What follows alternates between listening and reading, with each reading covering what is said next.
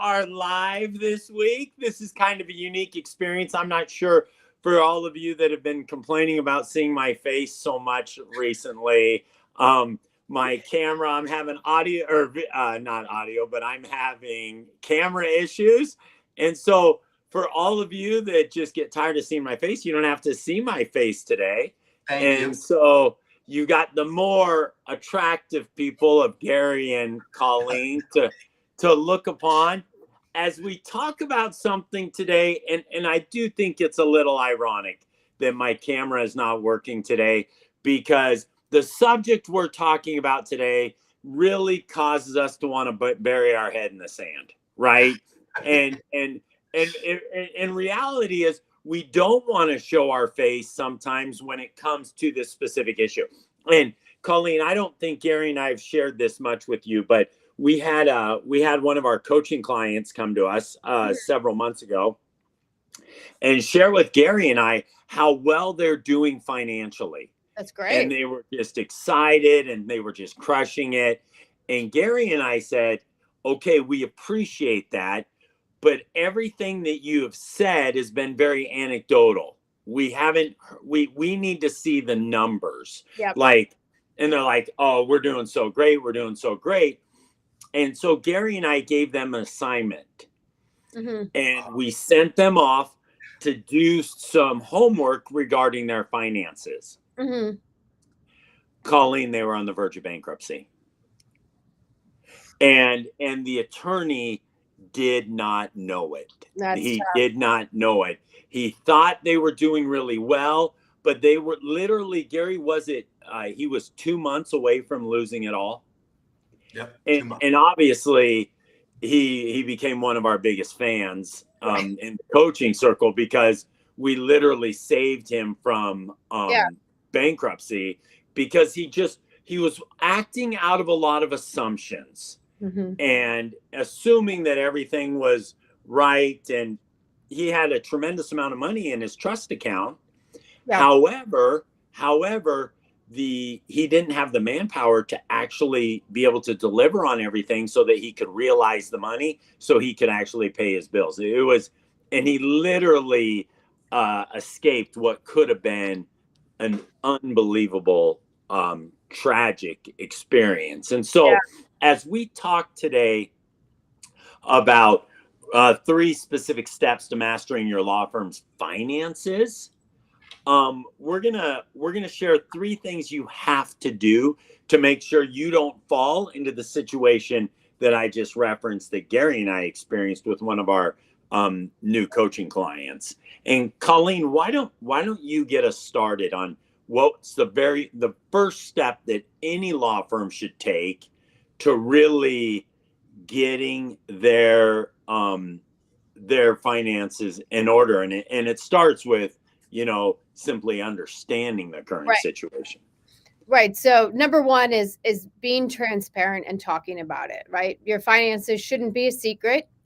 If you want to grow your business, you need to understand where you are currently. It is very important that you sit down once a month and go over your P&L report, because not only is that going to help you understand what cash you're bringing in and losing, but it also helps you forecast for what's growth potential could be. So we highly, highly recommend, and I'm not saying you have to do this yourself. You can have a third party do it, but you sit down on the 7th of every month, as painful as it may sound, and you go through, where is the money coming in and where is the money leaving? Because if you are studying that and understanding it, you can improve it. Oh, we're paying $600 for Constant Contact, not using that. Great, let's get rid of it. So understanding your finances helps you be in control. And when you're in control, that's when you can grow. So my advice, get QuickBooks, try Budhala. That's a great AI platform for bookkeeping. Have something. I know LawPay use something, and sit down every month with either your bookkeeper or your team and go through and say, great, okay, we made X this month. What are we going to do next month to make Y? That I love that. And Gary, I love that Colleen picks the 7th. You're all about odd days, and the 7th, And Colleen, the method behind doing it on the 7th, because sometimes the first we get overwhelmed with so many different things, or the second. I love that you picked the 7th. And whenever Colleen, Gary, unpacks things like this, it's we volunteer for another section at the event, the business builder event we're having in the fall, because a section on finances is so critical for the success of a law firm, so they don't have the experience that we're talking about. Right now, fractional CFOs are so hot. It's every conference I go to, every webinar, they're always talking about fractional CFOs, because you need to pay attention to your finances. That's why that's a hot product right now. So really look forward to having that panel at Business Builder.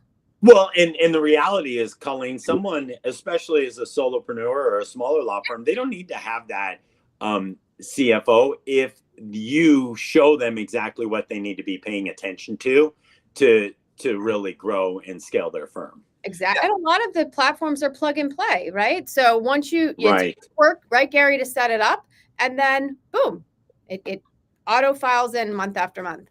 Yeah, I like what you said there, Colleen, a lot. And when I was thinking about what it all meant when you're talking about understanding and having certain things you want to do, I wrote down that obviously assessing your cash flow, I think, is really critical.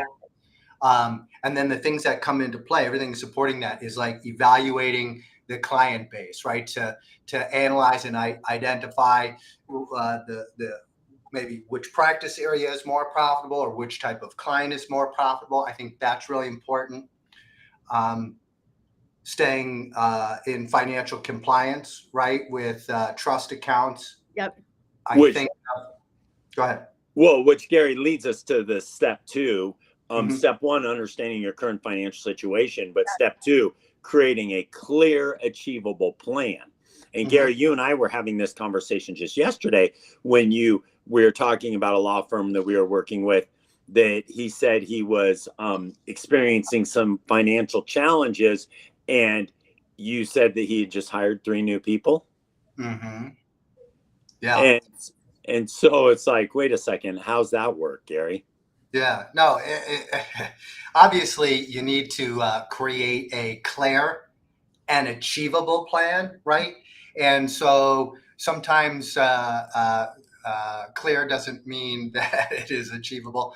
And but nothing is obviously more important than doing some projections along those lines. So when you think about that, I think initially my mind goes right towards setting out what those financial goals are, establishing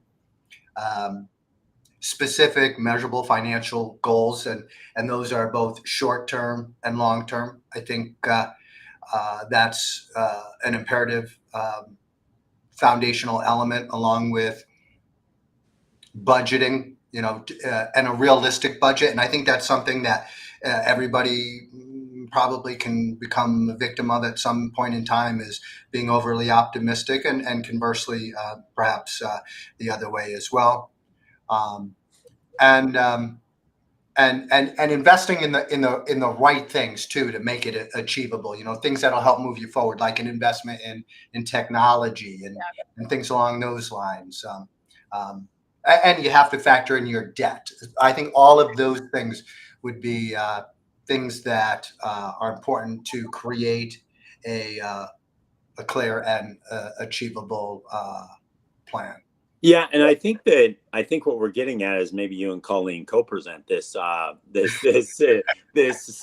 that I can't compete with Colleen. No.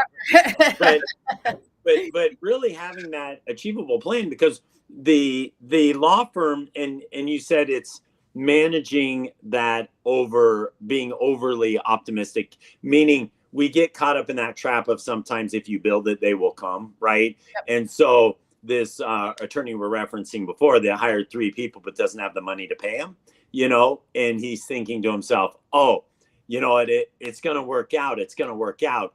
But planning is so critical to it. Now, by the way, we joke at our conferences that we joke that when it comes to sales and marketing, we'll tell attorneys, we'll say, hey, you loved sales and marketing so much, you became an attorney, right? And they laugh at it. But the same could be said with Sure. Being a CFO. Like they wanted to be an attorney. They didn't want to be a CFO.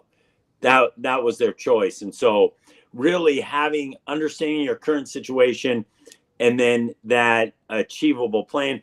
And then I'm going to ask you, Colleen, and then Gary, to have you share. Step 3 is implementing that financial plan. And why is it so difficult to implement? And for those that come to the Business Builder Conference, we're gonna share something as to how you can implement it.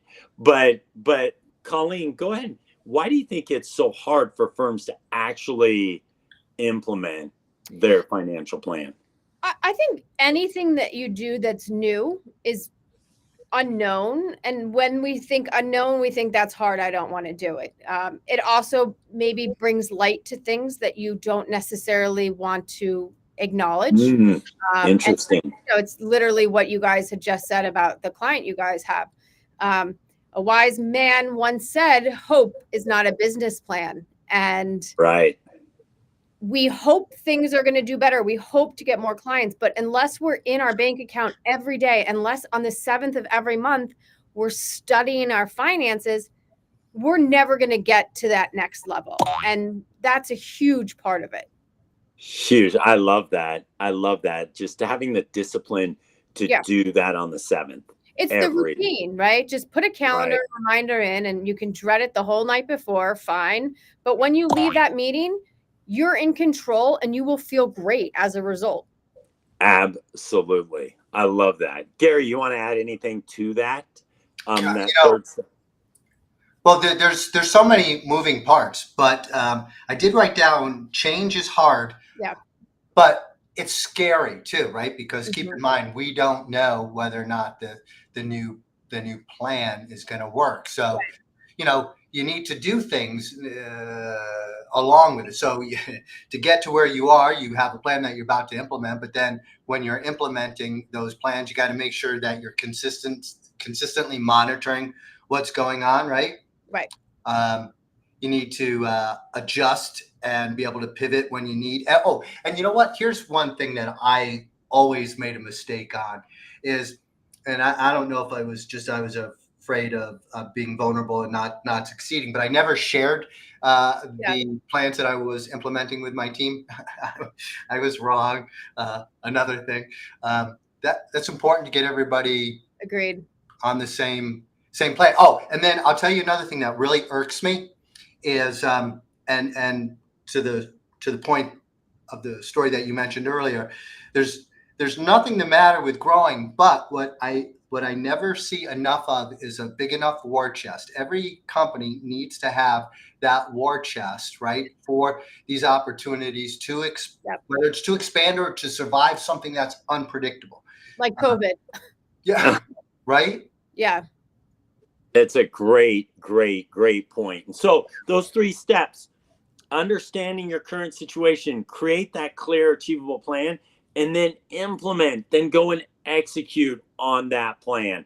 Now, obviously, I shared that we'll go into more detail on this at the Business Builder event. But the reality is, be thinking about these 3 steps. Grade yourself. What can you do to be better? And then come join us in Las Vegas, and we'll show you exactly what you need to do to go execute on it. So great being with you. My camera will be on next week, so this is just a special one that you didn't have to look at me this time. But always great to be with you, Colleen and Gary. And one of those subjects that we just want to bury our head in the sand too often when it comes to finances. So thanks, guys. Thank you, Colleen. Thanks, Gary. See you, everyone.